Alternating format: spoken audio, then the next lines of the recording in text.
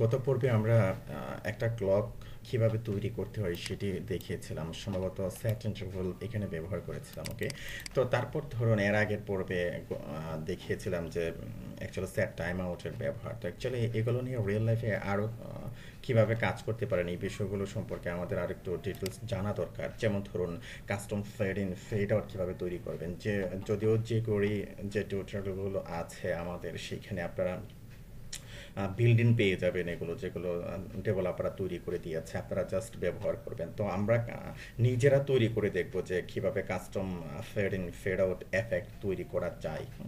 তো এগুলো অ্যাকচুয়ালি আমরা নিজেরা তৈরি করব এখন। ওকে, তো এখানে আমরা যে মেথডটা ব্যবহার করব সেটা হলো অ্যাকচুয়ালি সেট টাইম আউট অকিউপাইন। তো ধরুন এখানে যেগুলো আছে এগুলো সব রিমুভ করে দিচ্ছি, আমাদের একটা লাইন আমরা রেখে দিচ্ছি। ওকে, এটা কাট পেস্ট করে আমরা ফিউচারে ব্যবহার করতে পারবো। ওকে ফাইন, তো এটা এরকম থাক এইখানে। ওকে ফাইন, এখানে প্রথম অবস্থায় আমাদেরকে যে কাজটি করতে হবে, যেমন ধরুন এখানে ডিপ আছে, আমরা একটা ডিপ নিয়েছি এখানে। তো ধরুন ডিপ যেরকম আছে এরকম থাক, কোনো সমস্যা নেই, ডিপটা এরকমই থাক। তো এখানে আমরা একটা কি করব, আচ্ছা একটা বাটন নিয়ে নিই এখানে। ওকে, একটা বাটন নিয়ে নিব। বাটন, সাপোজ বাটন অন্যভাবে করা যায়, আচ্ছা আমি এভাবেই করছি। ওকে, তো এখানে ধরুন বাটন হবে, তো বাটন হবে, তারপর ধরুন এখানে একটা ওয়ান ক্লিক ইভেন্ট আমরা সংগঠিত করব। ওকে, তো এখানে জাস্ট আমরা দিতে পারি যে স্টার্ট এরকম। তারপর যে কাজটি করব, ধরুন এই যে দেখুন এখানে আমি কিন্তু একটা ইমেজ, অ্যাকচুয়ালি ফ্লাওয়ারের একটা ইমেজ এনে রেখেছি এখানে। ওকে, এটাকে আমরা কি করব, ভিজিবল করব এবং ইনভিজিবল করব। ওকে, ভিজিবল করব এবং ইনভিজিবল করব, অর্থাৎ ফিট আউট করব আবার ফিট ইন করব। ওকে, তো এখানে যে কাজটি করবো, ধরুন ইমেজটাকে আমরা নিয়ে আসবো, ইমেজ এসআরসি ইকুয়াল টু একই ডিরেক্টরির মাঝে আছে, তাই না, ফ্লাওয়ার ডট জেপিজি, জেপেক যেরকম আছে জেপিজি এরকমই থাক। তো ধরুন এর একটা আইডি আমরা দিয়ে নিতে পারি, সাপোজ আমি দিলাম যে এখানে মাই ইমেজ বা মাই আইএমজে, জাস্ট এরকম দিলেও চলতো। ওকে ফাইন, সেভ দিলাম। তো সেভ দেওয়ার পর ধরুন এখন যদি আমি রিফ্রেশ করি, আমি দেখবো যে এখানে আমার ইমেজটা চলে আসছে। তো আপনারা আপনাদের মতো করে কাজ করবেন। তো যে এখানে আবার আচ্ছা বাটনটার একটা ক্লাস, অ্যাকচুয়ালি ক্লাস না, বাটনটার একটা ইয়ে দিয়ে নিতে পারি আমরা, যেমন ধরুন আমরা বাটনের একটা পেয়ারিং দিয়ে নিতে পারি, একটু স্টাইলাস করে নিই এখানে, সাপোজ 2 পিক্সেল অথবা 5 পিক্সেল দিতে পারেন এখানে। ওকে, তারপরে ফন্ট সাইজ দিয়ে নিতে পারি আমরা। ওকে, 20 পিক্সেল ফন্ট সাইজ দিয়ে নিলাম, তারপরে কার্সর পয়েন্টার করে দিলাম। ওকে ফাইন, সেভ দিলাম। তো সেভ দেওয়ার পর এখন দেখি কি অবস্থা দাঁড়ায়।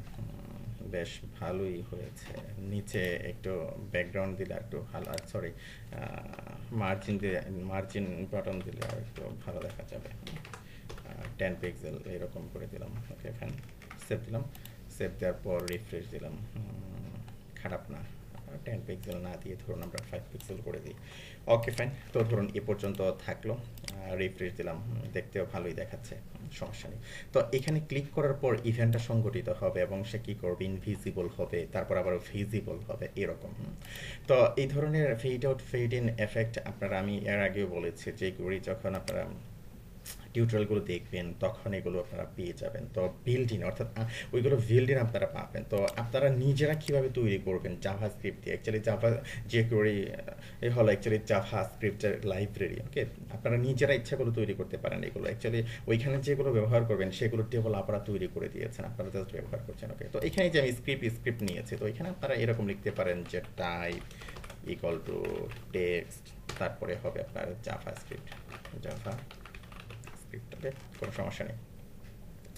ওকে ফাইন, তো এখন ধরুন এই যে ইমেজটা আপনি নিয়েছেন। ওকে, তো ইমেজটা এখানে কি আকারে আছে, HTML আকারে আছে, তাই না। তো এটাকে অবশ্যই আপনাকে কি করতে হবে, জাভা স্ক্রিপ্ট দিয়ে আপনাকে ধরতে হবে।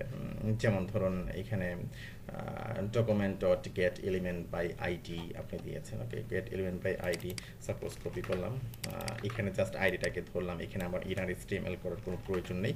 আর এখানে একটা ভেরিয়েবল দিলাম, সাপোজ ফার আমি দিলাম যে এলিমেন্ট, অথবা ধরুন ইমেজ আপনার ইচ্ছা, আমি এলিমেন্ট দিলাম এখানে। ওকে ফাইন, এর মাঝে আমি কি করব, কিছু এফেক্ট দেবো। ওকে ফাইন, তো এখানে ধরুন একটা ভেরিয়েবল নিয়ে আমি কি করলাম, ভেরিয়েবলের মাঝে আমার ইমেজটা জাভা স্ক্রিপ্টের মাঝে আমি অ্যাসাইন করে দিলাম, কারণ আমাকে ব্যবহার করতে হবে। ওকে, এখন আরেকটা ভেরিয়েবল নিলাম যে ডিউরেশন ইকুয়াল টু সাপোজ আমি দিলাম যে 1 সেকেন্ড অর্থাৎ 1000 মিলি সেকেন্ড। তো এই ডিউরেশনটা কি অ্যাকচুয়ালি ফেড ডিউরেশন।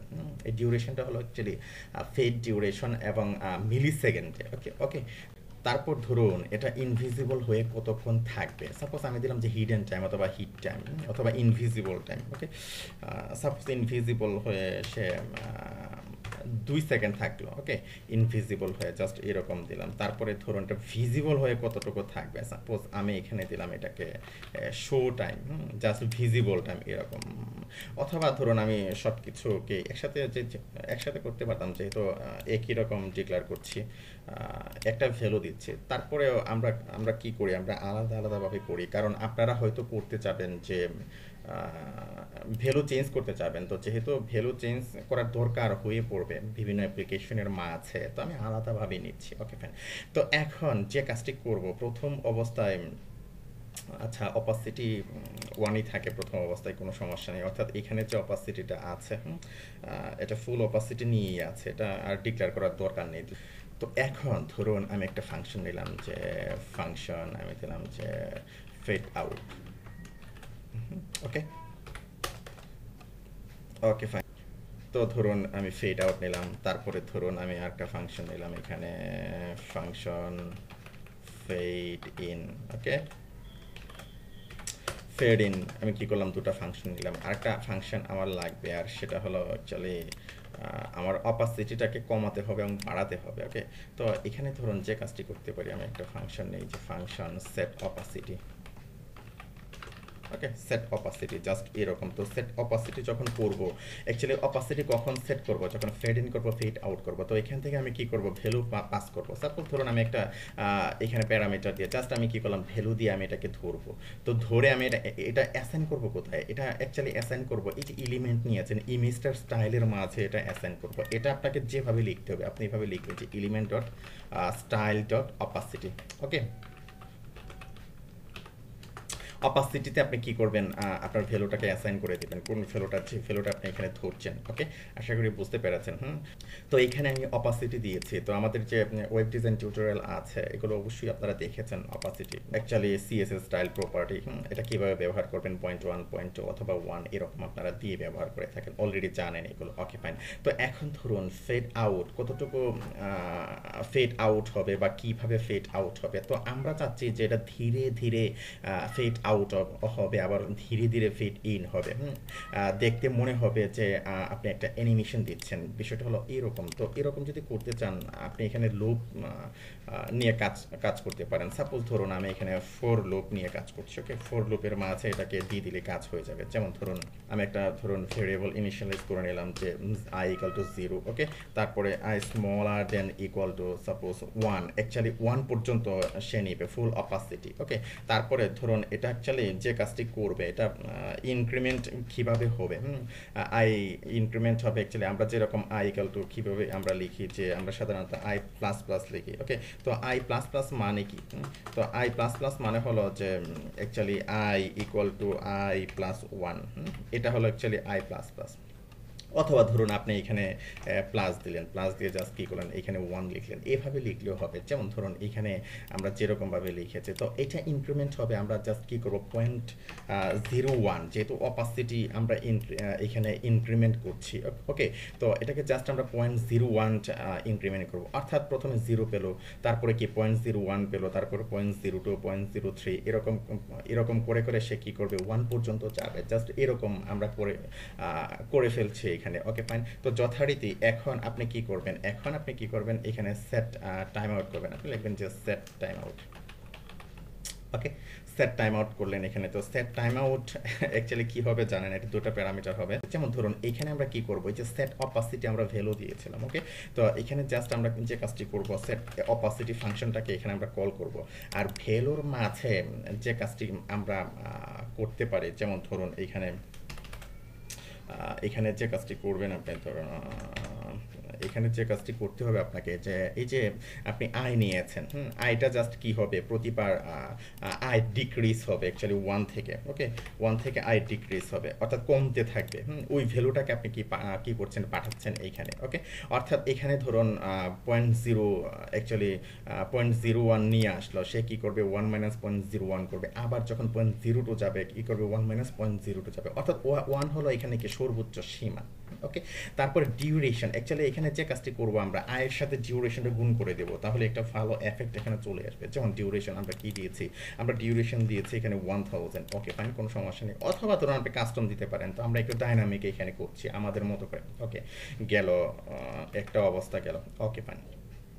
আবার ঠিক আমরা যেরকম এখানে ফেড আউট করেছি, যেমন আমি কি করছি, এটাকে সরাসরি কপি করে জাস্ট এখানে দিয়ে নিচ্ছি, আর এখানে হবে actually fade in, okay. Fade ইনের মাঝে যে কাজটি করব, ধরুন এখানে শুধুমাত্র আমরা আই বসিয়ে দেবো, তাহলে আমাদের কাজ হয়ে যাওয়ার কথা, ওকে। আর যা আছে সব ঠিকঠাকই আছে, কোনো সমস্যা নেই। 01 যেরকম আছে এরকমই থাক, পরে প্রবলেম হলে আমরা কি করব, ঠিকঠাক করে নেব, ওকে। তো এখানে দেখুন আমরা দুটো ফাংশন ব্যবহার করেছি, হ্যাঁ। তো এই ফাংশনের ভিতরে আবার আরেকটা ফাংশনকে আপনাকে কল করে দিতে হবে যদি আপনি কন্টিনিউয়াসলি এফেক্টটা পেতে চান, ওকে। আপনার এই যে সেট টাইম আউট দিয়ে, যেমন এটা কিভাবে করবেন, যেমন ধরুন এখানে আমরা সেট টাইম আউট এটাকে দিয়েছি, আমি এটাকে কপি করলাম, কোনো সমস্যা না। এই যে ফেড আউটের মাঝে, অর্থাৎ এই লুপের বাহিরে আপনি যে কাজটি করবেন এখন, এই যে এখানে আপনি ফেড ইন নিয়েছেন, ওকে। এখানে আপনি কি করেছেন, ফেড ইন নিয়েছেন, এই ফেড ইনটাকে এই যে এইখানে আপনি কি করবেন, কল করে দিবেন, ওকে।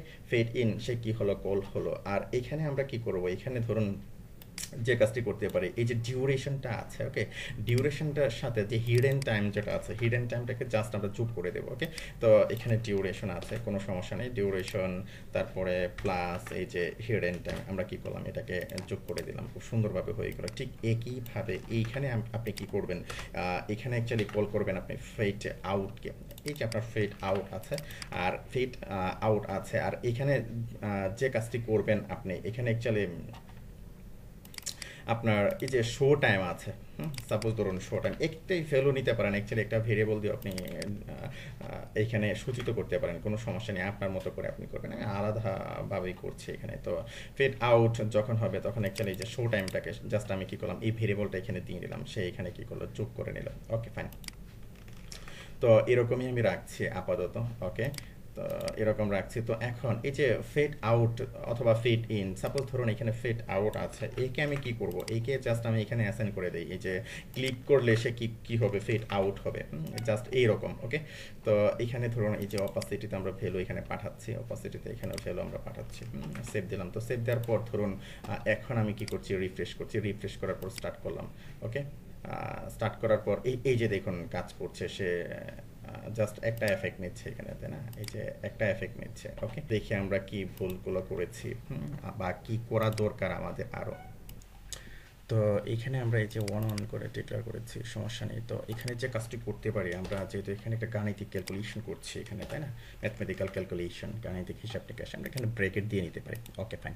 তো ধরুন এখন আমি রিফ্রেশ দিচ্ছি, রিফ্রেশ দেওয়ার পর ধরুন এখন আমি কি করলাম, স্টার্ট করলাম, এই যে ইনভিজিবল হচ্ছে, আবার ভিজিবল হচ্ছে, ইনভিজিবল হচ্ছে, আবার ভিজিবল হচ্ছে। তো এভাবে খুব সহজেই আপনি fade in fade out effect আপনি তৈরি করতে পারেন জাভা স্ক্রিপ্ট দিয়ে, custom fade in fade out effect, okay. কত সুন্দরভাবে ভিজিবল হচ্ছে, ইনভিজিবল হচ্ছে, ওকে। তো এইগুলো হলো অ্যাকচুয়ালি মেকানিজম, আপনি আপনার মতো করে করবেন। তো আশা করি বুঝতে পেরেছেন কীভাবে করেছি।